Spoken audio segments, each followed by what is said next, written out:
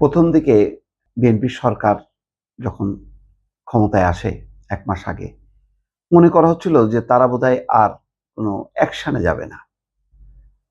এখন দেখা যাচ্ছে যে নানামুখী তাদের অ্যাকশন। একদিকে 111 এ যারা কুশীলব, সেই সন্দেহে বেশ কয়েকজনকে আটক করা হয়েছে, অন্তত ৩ জনকে, এবং বলা হচ্ছে যে এই তালিকা আরো দীর্ঘ হবে। অন্যদিকে জসিম মণ্ডল, সিএমপি কমিশনার সাবেক, তাকে গ্রেপ্তার করার মধ্য দিয়ে ১৫ বছরে যারা হত্যা নির্যাতনের সঙ্গে যুক্ত তাদেরকেও এখন খোঁজা হচ্ছে আবার নতুন আঙ্গিকে। বলা হচ্ছে যে শাপলা চত্বরে হত্যার ঘটনায় জসিম মণ্ডল, তিনি তখন ঢাকায় কর্মরত ছিলেন, সেই অপরাধে তাকে গ্রেপ্তার করা হচ্ছে। আর গত ১৮ মাসে ইউনূস সরকারের যারা যারা দুর্নীতিতে যুক্ত ছিলেন তাদের বিরুদ্ধে অভিযান চালানো হচ্ছে। আসিফ মাহমুদ সজীব ভুঁইয়ার এপিএস এর বিরুদ্ধে নতুন করে নিষেধাজ্ঞা দেওয়া হয়েছে, দেশ ত্যাগের নিষেধাজ্ঞা।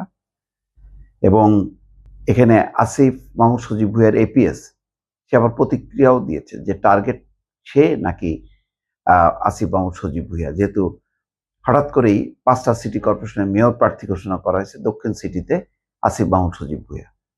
বলা হচ্ছে যে এটা রাজনৈতিকভাবে যাতে তারা মোকাবেলা করতে পারে সেই জন্য প্রস্তুতি নিয়েছে। এর আগে ডিপ স্টেটের কথা বলেছে আসিফ মাহমুদ সজীব ভুঁইয়া।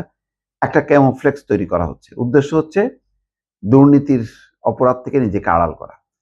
তার মানে বিএনপি সরকার এক অর্থে ৩টা রেজিমকে তাদের বিরুদ্ধে অ্যাকশনে নেমেছে। এক হচ্ছে ইউনূস সরকারের ১৮ মাস, তারপরে হাসিনা সরকারের হচ্ছে ১৫ বছর, আর হচ্ছে 111 এর ২ বছর। ৩টা সরকারের বা ৩টা শক্তি বা মেয়াদে যারা ছিল, এই যারা ক্ষমতাসীন ছিল, তাদের বিরুদ্ধে অভিযান শুরু করেছে।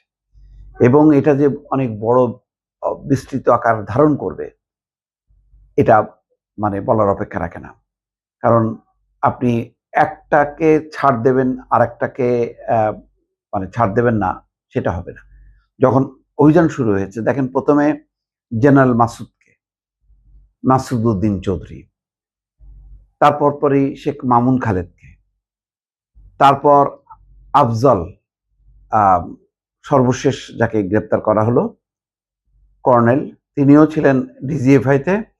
এবং মূলত দেখা যাচ্ছে ঘুরে ফিরে যারা আফজল নাসের সর্বশেষ পরিচালক, সাবেক পরিচালক, মূলত 111 এর যারা প্রণেতা, পরিকল্পনাকারী, তারা যেমন গ্রেপ্তারের আওতায় আসছে। সবচেয়ে বেশি টার্গেট হয়ে গেছে ডিজিএফআই, কারণ গত 15 বছরে এবং তার আগে 111 সরকার এই ডিজিএফআইকে মারাত্মকভাবে রাজনৈতিক কাজে ব্যবহার হয়েছে। ২ বছরের যেই মহিউদ্দিন ফখরুদ্দিনের সরকার, তারা ব্যাপকভাবে ডিজিএফআইকে দিয়ে রাজনৈতিক দল ভাঙা গড়ার কাজ করেছে, অত্যাচার, নির্যাতন, গুম, খুন করেছে। দুর্ভাগ্য হচ্ছে যে শেখ হাসিনা সরকার ক্ষমতায় এসে সেই ডিজিএফআইকে ঠিক একই আঙ্গিকে পরিচালিত করছে, যার কারণে একে একে ডিজিএফআই শীর্ষ কর্মকর্তারা অ্যারেস্ট হচ্ছে। এখন পর্যন্ত ৩ জন অন্তত ডিজিএফআই যে প্রধান, তারা পালিয়ে যাওয়ায় তারা গ্রেপ্তার হয়নি। যদি তারা থাকতো দেশে, তারা গ্রেপ্তার হয়ে যেত। এবং এখন ওই ডিজিএফআই কারা পরিচালক ছিলেন, বিভিন্ন পদে কর্মরত ছিল, তাদেরকেও কিন্তু খোঁজা হচ্ছে দেশের ভেতরে। অন্যদিকে দেখেন সেই জসিম মণ্ডল, ১৫ বছরে যে অত্যাচার নির্যাতনের যে সমস্ত পুলিশ কর্মকর্তা ছিল, তাদের অনেকেই গ্রেপ্তার, আবার সবচেয়ে বেশিরভাগই তারা দেশ ছাড়া। কিন্তু দেশের অভ্যন্তরে যারা লুকিয়ে আছে তাদেরকে এখন খুঁজে খুঁজে ধরা হচ্ছে। বিশেষ করে এই যে শাপলা চত্বরের হত্যাকাণ্ডের দায়ে এই জসিম মণ্ডলকে গ্রেপ্তার করা হলো। আবার আসিফ মাহমুদ সজীব ভুঁইয়ার এপিএস কে দেশ ত্যাগে নিষেধাজ্ঞা দেওয়াটা এই সরকারের সময় খুবই গুরুত্বপূর্ণ। তার মানে কাউকেই কিন্তু ছাড় দেওয়া হচ্ছে না।